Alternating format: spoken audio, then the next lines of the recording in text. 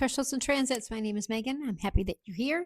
Today we are talking to Aquarius rising for April 2026 horoscopes from the Thema Mundi Foundation. So Aquarius is the 8th house in the Thema Mundi, the house of death and shared resources and what must be transformed. Saturn rules here in its nocturnal domicile. So Saturn is at home here. Aquarius rising people experience the self through the lens of the collective and the systemic. The wound that shows up again and again for this placement is disconnection. Disconnection from the body, from intimacy, from what is personal in the service of what is universal. So welcome back to Thresholds and Transits. My name is Megan. I am an astrology student, and as I learn, I'm sharing it with you. So if you're here, then that means that you resonate with this work, and I'm really happy about that. You can go to my website, meganriley.eu, and find all sorts of ways that we could work together. A few things to point out right now. One is donation-based transit reading. So a transit reading is what's happening with your chart and then with the sky right now as happening. And if we're looking for a good date to do something, to launch something, to go on a trip, to launch a business, we can look for those things. Also, dates to avoid, we can look for those things too. And then I have a sliding fee scale for natal chart readings. And natal chart readings are what was happening in the sky the moment that you took your first breath. So my intention here is to do as many readings as possible. And so that's why I am offering them at donation or reduced rate because I'm still a student and I'm still learning. There's also an opportunity you can sign up for a intuitive reading, and then finally you could sign up for a membership, and that is that you just want to stay in touch with me every month, though you don't want to buy a reading every month. So those are all opportunities. Let's go back to the reading. Pluto has been transiting your first house since 2024. It is stationing retrograde at the end of April. So that means that this month, the transformation of selfhood, the one that's been happening for you at the cellular level, and you know what I mean, it's foundational. That transformation is turning inward and asking for answers. So let's talk about what that actually means. So Pluto at 5 degrees of Aquarius is in your first house. It is your body, your ascendant, your face in the world, and your sense of who you are underneath that face. And Pluto in the first is, it's not gentle. It's not polite. It rebuilds the foundation of the self from the ground up. And in that process, is neither comfortable nor predictable. The retrograde station in late April means that this transformation that has been unfolding externally for you, so you've been transforming in how you present and how you're perceived and how you inhabit your own body, is now turning inward. And so what's being rebuilt in the foundation of self, who you are becoming, and what of the old identity actually needs to be released rather than just renovated. This is powerful. We also have Juno in Aquarius, and that's conjunct Pluto in your first house all month. And Juno in the first is about partnership and the partnership dynamic, and it's written directly onto the body for you. The question that she's holding for you is, what have you agreed to in relationship, either explicitly or implicitly, that you are still carrying in your physical self? What partnership agreement is inscribed in how you hold your body? What contract around what you owe in relationship is running in the background as tension in your body? Or the way that you take up space, or the way that you minimize space? Angela Davis wrote in Women, Race, and Class that the personal and the political are not separate domains. They are the same wound, expressed in different registers. Pluto on the Aquarius body is doing something that Aquarius rising people often find disorienting. It's making the systemic personal. It's making that transformation that you know so well out there land in the body and not just the mind. So the analysis and the framework and the critique, these are all your comfort zone. You know this world. The body isn't always.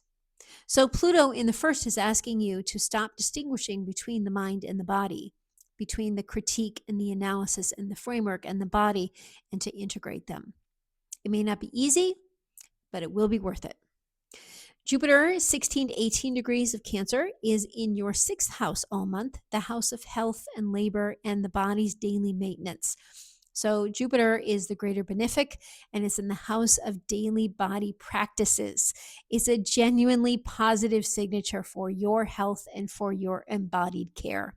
This is a great period to tend to the body as an active expansion. Go to the gym, start taking classes, do the thing that's been intriguing you. Take the heels class or the aerial yoga. Whatever is expansion for you rather than just maintenance. Right? We go to the gym, we do the thing every single day. Now, what's the expansion? What are the things that you've thought, oh, that would be so, go do those things. So what health practice is actually a spiritual practice in disguise. Jupiter in Cancer in the sixth wants to nourish the body that holds you, the systemic thinker, that holds that beautiful brain of yours. Jupiter in Cancer wants to protect and nourish the body that holds it. And then Saturn, your traditional ruler, is in Aries at 6 to 9 degrees in your third house, the house of communication and local world and language. Neptune has been conjunct Saturn here, and that conjunction's aftermath is still live. So how we communicate, how we speak, how you analyze, how you make systemic, legible, all of this has been influenced by Neptune. And then Mars ingresses into Aries on April 12th, and that's going to bring heat and drive into the third house. So the communication sphere is going to activate. Chiron is also here later in the sign, in the third, between 25 and 27 degrees. So for you, the wound is language, the place where words were used against you or where your voice was made wrong. Then we have Black Moon Lilith at 11 to 15 degrees Sagittarius and in your 11th house all month, the house of community and collective belonging and social networks. Lilith in the 11th is the refusal in the collective sphere. So what was driven out of the community for saying no for you? What truth teller was exiled from the group? Maybe it's a story about a community that exiled you, or a story about the part of yourself that you exiled in order to maintain belonging. Both are versions of Lilith in the 11th. Uranus ingresses into Gemini on April 26th, entering your fifth house, the house of creativity and pleasure and children and self-expression. So this begins a 7-year disruption of your creative life and the territory of play. How you make things, what you make, how you experience pleasure and generative expression. All of this is about to be revolutionized. The disruption is the invitation. Venus moves through Taurus in your fourth house through most of April, warmth in the home and roots, before entering Gemini and your fifth in late April, just as Uranus arrives. This will be really good. The creative sphere gets both Venus's warmth and Uranus's disruption in quick succession. And then for the goddesses, Vesta in Pisces in your second is the sacred flame in the territory of resources. So the resources that have been given away in the name of devotion. What material sustenance have you treated as secondary to the collective work, when the collective work actually requires your material sustenance to function? And then Ceres in Taurus in your fourth house is nourishment through home and roots. The provider who must also be grounded. Ceres in the fourth asks what you actually need your home to do for you as a body that carries this brilliant brain of yours. So, questions for you to hold this month, and I'll put this in the description box below. First, Pluto is stationing on your ascendant. What is being rebuilt in the foundation of self? Who are you becoming? And what of the old identity must actually be released, not just updated, but let go? Second, Juno is conjunct in Pluto in your first house. So, what partnership agreement is written into your body? What have you agreed to in relationship that you are still carrying in your physical self?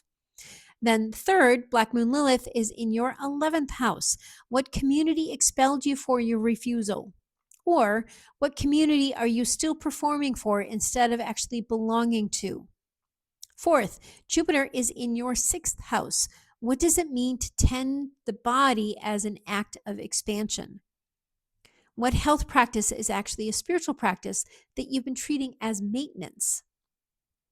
Fifth, Uranus is entering your 5th house.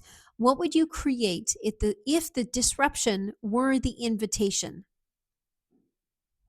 And what gets freed when the old creative structure breaks? So that's your April horoscope, Aquarius rising. Lots of love to you. The systemic and the personal are not separate worlds. They're the same world. April is asking you to stop treating them as though they are, and I will see you in the next one.